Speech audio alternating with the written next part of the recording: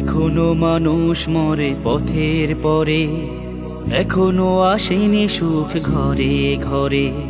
এখনো মানুষ মরে পথের পরে, এখনো আসেনি সুখ ঘরে ঘরে। কি করে তাহলে তুমি নেবে বিশ্রাম? কি করে তাহলে ছেড়ে দেবে সংগ্রাম? কি করে তাহলে তুমি নেবে বিশ্রাম? কি করে তাহলে ছেড়ে দেবে সংগ্রাম? এখনো আহত হয় শ্বেত কবুতর, এখনো চতুর্দিকে